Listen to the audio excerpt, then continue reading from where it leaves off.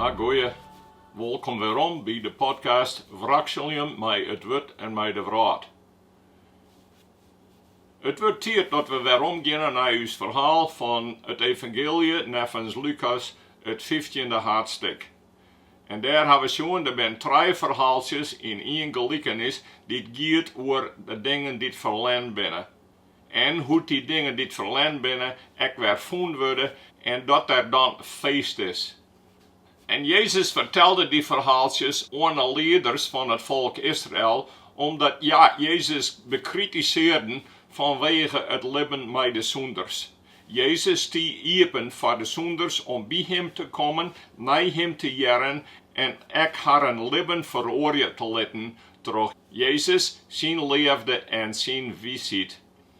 En Jezus leert zien dat de sûnders in zijn eigen geen sûnders winnen, maar ferlern minsken, die het opzocht worden moesten in de hoop dat je werom komen zoenen bij de Heere Heit, die het Herren schepen hier en alle goede jaren doen hier. De eerste twee verhaaltjes moesten duidelijk maken voor het volk dat de mannen in Jezus zijn tijd als een van haar schip voortrekken weer, dat die op zich gewonnen en dat tegen blij wezen zonen als ze het schip weer vonden.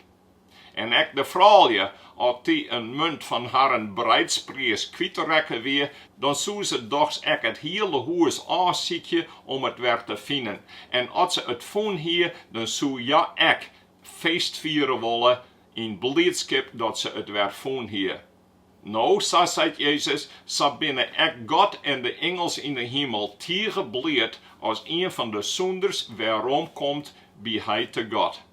Daar wie een Heit met twee zwanen. Zo begon het tweede verhaal.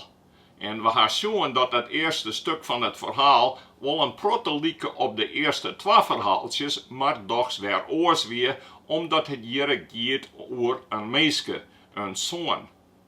En deze zoon bleek het eerst een minnezoon te wezen, die net om zijn heid jouwt, maar alleen nog maar om zijn geld.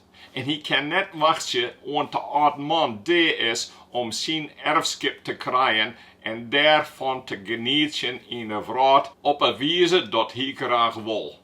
Hij wil voortrennen van heid en huis als er eerst maar het geld krijgt van het erfschip. Nou, de heid protesteert net en die jouwt hem met geld en de heid beziekt het net eens hem te bepraten om thuis te blijven. En de jonge zoon rekke voort. Hij naaide uit van huis en ging naar een ferhaaltsjes om daar het geld te versmieten. Maar trots skee en schande kwam er aan het verstaan dat er dom was hier. En dat er zijn goede heid die zoveel voor hem dien hier, dat er die net leef aan hier. Ja, hij betocht dat zijn vrijheidsleefde eens de leefde van heid en broer uitsletten hier.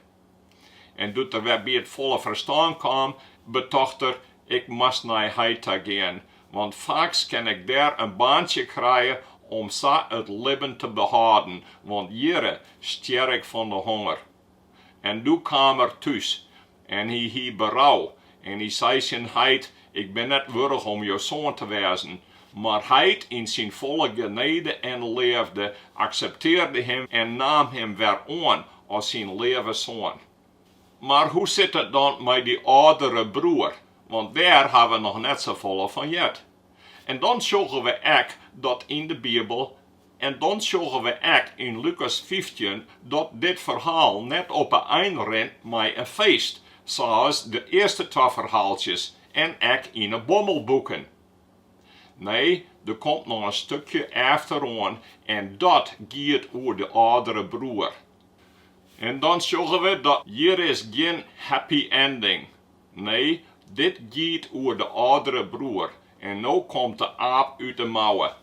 We beginnen met het evangelie nevens Lucas, 15e hoofdstuk, en we beginnen bij vers 25. Toen begonnen ze te feestvieren. De oudste zoon wie het laan in. En doet er weer op huis aangang en dichterbij kwam, jette er muziek en dansen. Hier roep een van de feinten en vregen wat er te raden weer. Die zei, jouw broer is werom komen en je Heit had het mestkeel slachtje litten, omdat er hem soen en wol werom kriegen had. Du waart de oudste zoon niedig en woer net in een huis. Zijn Heit ging naar buiten om hem erin te roepen. Maar hij zei tegen zijn Heit, zoveel jaren arbeid je ik al voor jou, en nooit heb ik weigeren te doen wat jou mij hieten. Maar nog nooit heb ik een boekje gekregen om mijn matenfeest te vieren.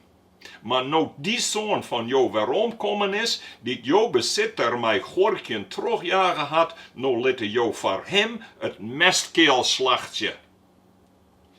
Maar de Heit zei, jongen, du bist altijd bij mij, en al wat minus is dienes ek. We moesten wel feest vieren en blied wezen. Dien broer wie daar, en is weer libben worden, hij wie ferlern, en is werom foon. Er binnen 2 broers. En eerst liet je die tieren verschillen, er is een groot contrast. Maar, als we nou verder lezen, zodat we krijg dien hebben, dan zorgen we dat in die een de broers eigenlijk net zo volle verschillen binnen. We hebben al zien over de jongere zoon, hoe een minnezoon dat weer en hoe verschrikkelijk het weer dat er zijn Heit eens daar hebben wou om zijn erfschap mee te nemen om voor hemzelf te libben. Maar die jonge zoon kwam werom. En nu komen we bij de oudere zoon. Die oudere zoon hier altijd een tieren het werken van zijn Heit. Met wrotten en schreppen hier er altijd zijn werk dien. Dat we zullen denken dat Heit moet wel tieren tevreden wezen met deze zoon. Maar nu blijkt dat deze hutwerkende zoon eens geen liefde voor de Heit had. Hij hier geen liefde voor zijn jonge broer en hij dacht dat het maar goed was dat hij van huis weer en voort weer naar een ferlern, want waar we hem nog in een huis had. Maar lang op let komt er een dag en als het jongens begint te worden, komt de oudere zoon weer thuis van het werk op het laan en dan jet er muziek en dansen. Hij jet feestmuziek van gitaar en shofar en hij jet de minsken zongen en dansen. En du dochter, wat is hier aan de hand? Is Heit hartstikke gek worden? Als is Heit verstaan? Hoe kan dit, zo'n groot feest hier op uw borkerij? Maar hij gaat net naar de Heit en hij gaat net het huis in. Nee, hij vraagt een van de tjenstmeiden wat er gaande is en wat dit feest voor is. En dan jetter dat zijn jongere broer weer thuiskomen is en dat Heit satire gebleed is om hem zoon en wol weer thuis te hebben en dat er zelfs het mestkeel slachtje litten had en een groot feest vieren wil en het hele dorp uitnodigen had voor dit feest. En dan wordt er lulk. Hoe kan het toch dat Heit zijn geld en zijn liefde versmiet aan de jongen die zak kweer west hier en zo min west wie om voor te rennen met het erfschap van zijn Heit. Dat koe toch net. En hij wil daar niet van weten en hij wil daar net part aan hebben. Maar dan zorgen we dat de Heit de deur uitgaat naar buiten om zijn zoon te vinden. En dat er hem zocht, zei er, maar begrijpst dan net dat we blied wezen moeten dat die broer zoon is en dat er weer thuis is. En dan zorgen we hoe de oudere broer tegen lulk wordt. Hij wordt poer en hij raast het uit als een onbeschofte man. Hier er dan al die jaren om een nog vrotte en vreemd om zijn Heit te kennen. Hij altijd zijn best dien om het beste te doen voor de borkerij en het bedrijf. En nou die smarge jongen thuiskomt, die alles vergriemd hier en het minne libben leert hier als een sûnder, joeg de Heit al zijn liefde aan die jongen. Maar dat doogt toch net. Heit, hoe krijg je het in de hasses om dit te doen? En nou die smarge jongen weer thuiskomt en thuis dwat te komen, nou hebben jou zelfs het mestkeel voor hem slachtje litten en het hele dorp uitnodigen om feest te vieren. Voor hem, voor die minne jongen, net voor mij. Maar ik hier het verdienen en hij net. En dan zeggen we dat die oudere zoon net alleen zijn broer had het, maar ook zijn Heit. Hij vindt dat Heit ook het jild samen vergreemt. En dat Heit net eerlijk is en net goed docht. En toch is het verhaal net helemaal aan het eind. Want aan het eind stiert er net dat de oudere zoon net weer binnenkomt. Nee, het kan toch wezen dat letter op een joen als in de nacht hij tot zijn verstand komt en berouw krijgt en weer op huis aanzet om ek feest te vieren met de oren. Jezus had het door open. Hij had het door open voor de oudere broer en de oudere broeren. Want is het net zo dat de wetsleraars en de leiders van het Joodse volk die Jezus bekritiseerden, dat die de oudere broers binnen? Die Joodse leiders hingen net voor het verstaan dat ja ek sûnders wenen en dat ja ek net de wet van God compleet hadden kunnen en dat ja ek God net met alle hart en alle kracht en alle verstand lief hebben kunnen en dat ja zadwaande ek de genade van God en Jezus Christus nodig hebben. Dat zadwaande dachten ze dat ze de rechtvaardigen wenen en dat ze de genade van God eens net van noorden wenen. Maar hier is het verkeerd. Want je ziet wel een hele tijd de wet van God na te pluizen, maar in de eind wonen ze haar daar net aan houden en is het extra dat ze bij de grote wet van de Heere oorleefde voor God en de oren daarbij inschaten. Want Jezus wie komen als het word van God, het vlees geworden word van de Heer, en hij wie de zoon van Heit God. En ja, wonen net naar hem luisteren, en ja hinen de gek en de spot met hem. En zadwaande wien zie de spotters die net libje wonen naar het word van God.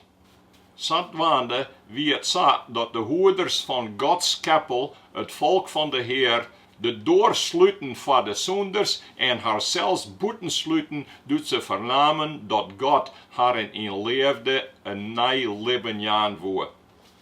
En Jezus zei, ik ga de door open en ik pleit je mij jemme dat jemme de liefde van God accepteren en zijn genade ek aannemen willen. Want oors bloeien je boeten de door en boeten het feest dat God jouwt aan de mensen die het hem lief hebben. Sûnders, kom bij mij en ik zal je me skyn waschen van alles morgens en ik wil je me een nieuw leven jaan. Kom bij mij en leiders van mijn volk had ze net vier, maar noeg je haren uit om te komen bij de Heer om een nieuw leven met hem te beginnen. Nou is er nog één zaak wat ik het met je oor heb. En dat is wat Tim Keller geschreven had, dat er zei dat Jote die ik nog een protte oudere broers binnen in de kerk van de Heer. Nou zou deze episode te lang worden om daar nog over in te gaan, dus ik wil nou de zaak besluiten en de andere keer werom komen om te zien naar de oudere broers in de kerk van Jote die.